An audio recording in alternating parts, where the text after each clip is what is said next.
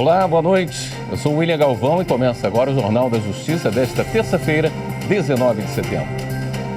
O presidente do Supremo Tribunal Federal, ministra Rosa Weber, acolhe pedido de ministro relator Alexandre de Moraes e inclui ação penal contra envolvido nos atos antidemocráticos de 8 de janeiro no plenário virtual da Corte. Este é um dos destaques de hoje e você acompanha também nesta edição. Supremo anula a suspeição de juiz Eduardo Apio da 13ª Vara Federal de Curitiba. Conselho Nacional de Justiça julga política de paridade de gênero para a promoção de juízes. E ainda, ministra Rosa Weber recebe homenagem da Justiça do Trabalho por legado como magistrada.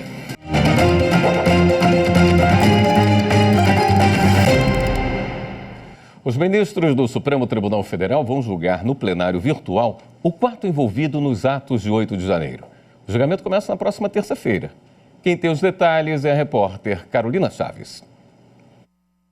A presidente do Supremo Tribunal Federal, ministra Rosa Weber, atendeu o pedido do relator, ministro Alexandre de Moraes, com base no regimento interno e resolução do Supremo, para levar as ações penais referentes aos atos antidemocráticos para o plenário virtual da Corte. O quarto réu, Moacir José dos Santos, responde pelos mesmos crimes que levaram à condenação dos 3 primeiros réus julgados na semana passada pelo STF: associação criminosa armada, abolição violenta do Estado Democrático de Direito, tentativa de golpe de Estado, dano qualificado e deterioração de patrimônio tombado. Nas 3 primeiras ações penais, por maioria, o colegiado seguiu o voto do relator ministro Alexandre de Moraes e condenou Aécio Lúcio Costa Pereira e Matheus Lima a uma pena de 17 anos de prisão. E para Tiago Matar, a sanção foi de 14 anos. Os 3 foram condenados também a pagar multa e ainda contribuir para o pagamento de 30 milhões de reais por dano moral coletivo. Moacir José dos Santos está solto por decisão do ministro Alexandre de Moraes desde o dia 8 de agosto. Ele tem 52 anos e é morador de Cascavel, no Paraná. Moacir foi preso em flagrante no Palácio do Planalto no dia 8 de janeiro. De acordo com a denúncia da PGR, foi identificado material genético de Moacir no local e ele também gravou vídeos durante a invasão. O julgamento vai começar na próxima semana, dia 26, e terminar no dia 2 de outubro. Os advogados e procuradores podem apresentar as sustentações orais até às 11h59 da noite do próximo dia 25, segunda-feira. O ministro Dias Toffoli, do STF, anulou a decisão do Tribunal Regional Federal da 4ª Região, que declarou a suspeição do juiz Eduardo Apio da 13ª Vara Federal de Curitiba. Ele suspendeu também o andamento do processo administrativo disciplinar contra o juiz em trâmite na Corregedoria Geral do TRF4. O ministro destacou que a competência para analisar os procedimentos administrativos deveriam ser do Conselho Nacional de Justiça como medida de prudência e preservação de integrantes do TRF4. Na mesma decisão, Dias Toffoli solicitou ao Corregedor Nacional de Justiça cópia do relatório completo da correição extraordinária na 13ª Vara Federal, tão logo seja finalizado. A segunda turma do Supremo reconheceu o direito de uma usuária de plano de saúde portadora de amiotrofia espinhal progressiva de receber e ter custeado o medicamento e o tratamento indicados pelo médico. Repórter Marta Ferreira. O processo começou porque uma mulher portadora de amiotrofia espinhal progressiva, doença rara e degenerativa, procurou a justiça para conseguir ter o tratamento e o medicamento custeados pelo plano de saúde. Em primeira instância, ela conseguiu, mas o plano de saúde recorreu e reverteu a decisão. A defesa da mulher, então, veio ao Supremo questionando o acórdão do Tribunal de Justiça de São Paulo, que entendeu cabível a devolução dos valores referentes ao período em que o remédio não havia registro na Anvisa. O caso foi analisado pela segunda turma do STF. O relator é o ministro Edson Fachin, que aceitou o pedido feito pela defesa da mulher. Acolho os presentes embargos de declaração com efeitos infringentes para dar provimento ao recurso ordinário, como disse, pedindo licença aos exames já feitos, nessa revisita à matéria e propondo o restabelecimento da sentença que reconheceu o direito da assegurada a receber e ter custeado o medicamento e tratamento indicados pelo relatório médico, reformando o acórdão recorrido, que entendia cabível a devolução dos valores referentes ao período em que não havia registro nos órgãos competentes. Os demais ministros acompanharam o voto do relator, reconhecendo o direito da usuária de plano de saúde. Por unanimidade, apregou que os embargos de declaração foram acolhidos para dar provimento ao agravo regimental, no sentido de dar provimento ao recurso extraordinário para restabelecer a sentença de primeiro grau com as consequências presentes no voto do eminente relator. O Conselho Nacional de Justiça começou a votar nesta terça-feira uma proposta que cria critérios para igualdade de gênero na magistratura. O objetivo é garantir espaço para a promoção de mulheres em tribunais, inclusive superiores. Os detalhes com o repórter Pablo Lemos. A proposta é da desembargadora federal da 4ª Região, Salise Sanchotene, que integra o Conselho Nacional de Justiça. A conselheira deu início ao voto falando sobre a dominância masculina desde o início do Poder Judiciário e os efeitos discriminatórios dessa realidade. Iniciamos esse dia, creio eu, com um julgamento que vai marcar a história do Conselho Nacional de Justiça, seja o resultado que sair daqui. É um recado que nós vamos passar às futuras gerações e à sociedade como um todo. Isso aqui não se trata apenas de questão de promoção de juízes, mas sim de garantir também a democracia. Durante a votação, o Conselho de Presidentes dos Tribunais de Justiça do Brasil chegou a solicitar que o processo fosse retirado de pauta, mas o pedido foi negado pela relatora. Entidades que apoiam a medida também se manifestaram. A desproporção entre homens e mulheres no Supremo, e aqui eu acrescento, em todo o sistema de justiça, é uma fragilidade da democracia brasileira, é um desvio imoral e é insustentável.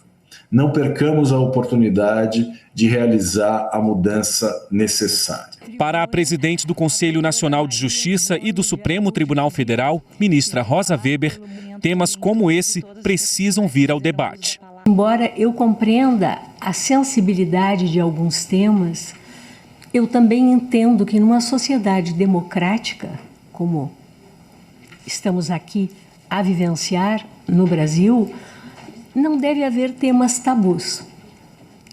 Os assuntos têm que vir ao debate. Eu compreendo a resistência.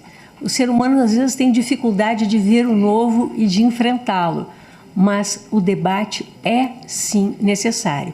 E, por isso, eu endosso na íntegra, né? Não precisaria fazê-lo, mas eu endosso na íntegra a manifestação da conselheira Salise. Além da relatora, a proposta recebeu 2 votos favoráveis, do conselheiro Mário Maia e do ministro Vieira de Mello Filho, do Tribunal Superior do Trabalho.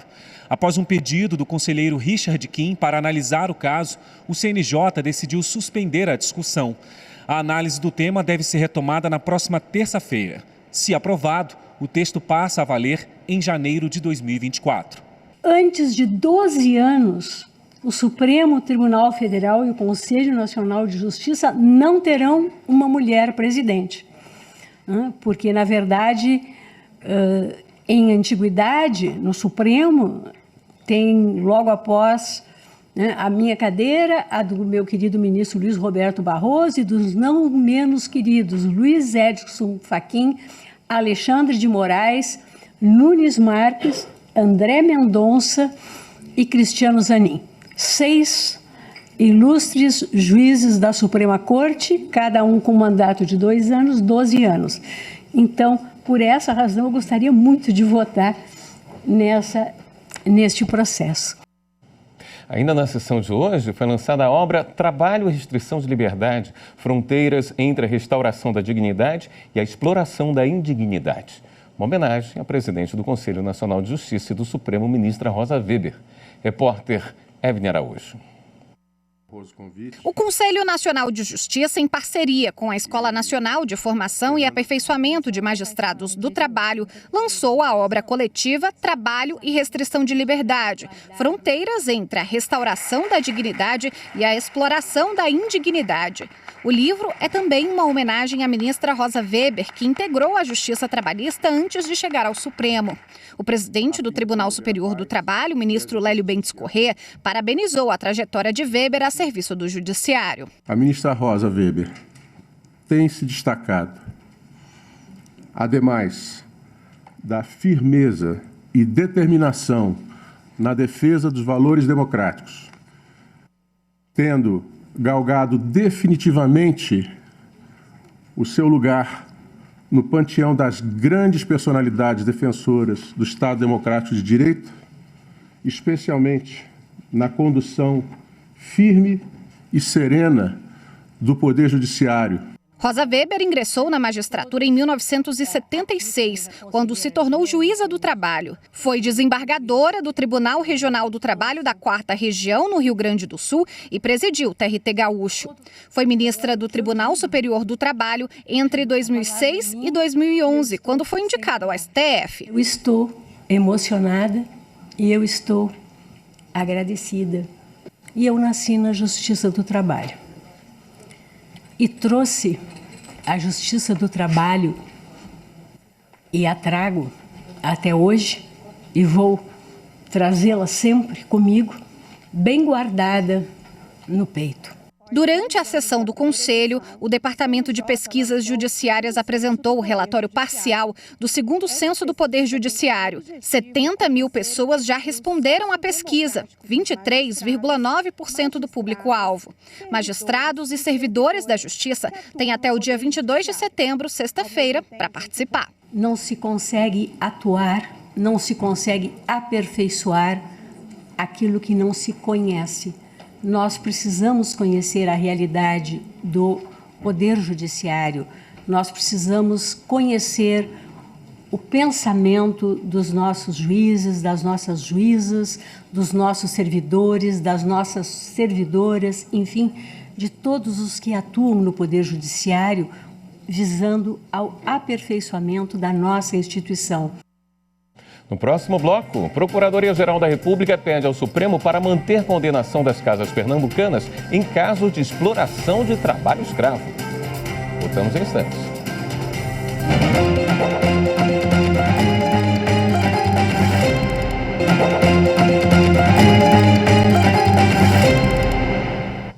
A Federação Nacional dos Trabalhadores de Empresas de Processamento de Dados, Serviços de Informática e similares, a FENADADOS, encerrou a greve na data prévia.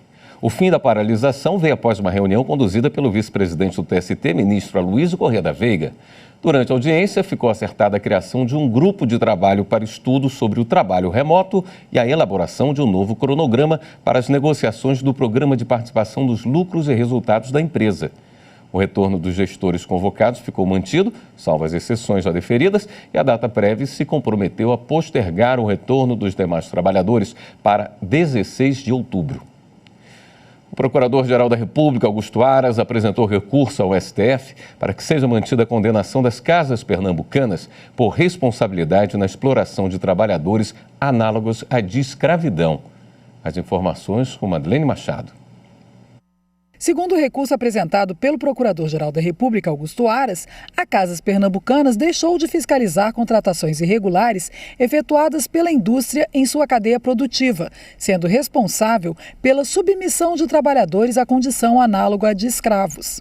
Os profissionais eram submetidos a jornadas abusivas, baixa remuneração, servidão por dívida e a condições de higiene e segurança precárias. O flagrante ocorreu em 2010, durante fiscalização realizada por auditores fiscais do trabalho e pelo Ministério Público do Trabalho em local onde funcionava uma oficina de costura vinculada à fábrica responsável por confeccionar peças de vestuários para a marca de roupa exclusiva das Casas Pernambucanas. No recurso, o Procurador-Geral da República pede que seja mantida a condenação da Pernambucanas ao pagamento de indenização por danos morais coletivos e ao cumprimento de diversas obrigações, de modo a prevenir a repetição dos ilícitos em sua cadeia produtiva. O TRF da Primeira Região manteve a condenação de um réu por roubo à agência dos Correios na capital de Rondônia, Porto Velho. Repórter Lincoln Freitas. A quarta turma do Tribunal Regional Federal da Primeira Região manteve a condenação de um réu a pena de 2 anos, 11 meses e 5 dias de reclusão, além de 13 dias multa pelo roubo de uma agência dos Correios. De acordo com o processo, o acusado, juntamente com outro suspeito não identificado, arrombou a porta da agência dos Correios em Porto Velho, Rondônia, e furtou R$300, 4 computadores, 4 monitores, teclados, mouses, um bebedouro, perfumes e um kit de maquiagem. Em seu recurso ao tribunal contra a sentença do juízo da 7ª Vara da Seção Judiciária de Rondônia, o réu apelou, pretendendo, dentre outros pedidos, que fosse aplicado à causa o princípio da insignificância, sob a alegação de que a lesão causada não superou o patamar de R$20 mil previsto na Portaria 75 de 2012 do Ministério da Fazenda. Ao analisar o caso, o relator juiz federal convocado pelo TRF1, Clodomiro Sebastião Reis, considerou entendimento do Superior Tribunal de Justiça de que não se pode aplicar o princípio da insignificância ao caso, tendo em vista que o rompimento de obstáculo para a prática do crime de furto demonstra maior reprovabilidade da conduta do agente, devidamente demonstrada por relatórios policiais e laudo papiloscópico. Sendo assim, foi mantida a condenação. A primeira sessão do STJ redefiniu o conceito de jurisprudência dominante para admissão de pedido de uniformização.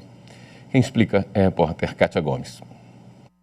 O colegiado estabeleceu diretrizes para a admissão de pedido de uniformização de interpretação de lei federal previsto na Lei 10.259 de 2001 e redefiniu o conceito de jurisprudência dominante do STJ, englobando não apenas as hipóteses relacionadas no Código de Processo Civil, mas também os acórdãos proferidos em embargos de divergência e no julgamento de outros pedidos de uniformização pela Corte Superior. Segundo o relator ministro Sérgio Cuquina, o pedido de uniformização de interpretação de lei federal está inserido no microsistema dos juizados especiais federais, em que o juízo de admissibilidade segue critérios semelhantes aos do STJ para admissão de recursos especiais. No caso julgado pela primeira sessão, o ministro observou que a União não apontou claramente a norma federal que teria sido violada, nem os motivos dessa suposta violação, além de se basear essencialmente em fundamentos constitucionais. Logo mais, na sequência do Jornal da Justiça, tem a transmissão ao vivo da sessão plenária do Tribunal Superior Eleitoral. Repórter Guilherme Glória traz agora para a gente os destaques da pauta de julgamentos. Os ministros devem retomar o julgamento do recurso do senador Flávio Bolsonaro e da deputada federal Bia Kicis, no processo que trata de suposta divulgação de informações falsas em meio eleitoral e da aplicação de multa prevista na lei. A Coligação Brasil da Esperança, autora da ação, alega que eles divulgaram informações falsas nas redes sociais em um vídeo editado com falas de Luiz Inácio Lula da Silva, então candidato à presidência nas eleições do ano passado. Isso aconteceu durante o debate eleitoral em outubro de 2022. O relator do processo, o ministro Alexandre de Moraes, negou o recurso de Flávio Bolsonaro e Bia Kicis e manteve a decisão da retirada do conteúdo das redes sociais e pagamento de multa, no valor de R$30 mil para cada um dos réus. O julgamento foi suspenso após o pedido de vista do ministro Raul Araújo. A sessão começa logo mais, às 19 horas. No próximo bloco, a gente fala sobre o encontro de boas práticas da Justiça Eleitoral. Voltamos já.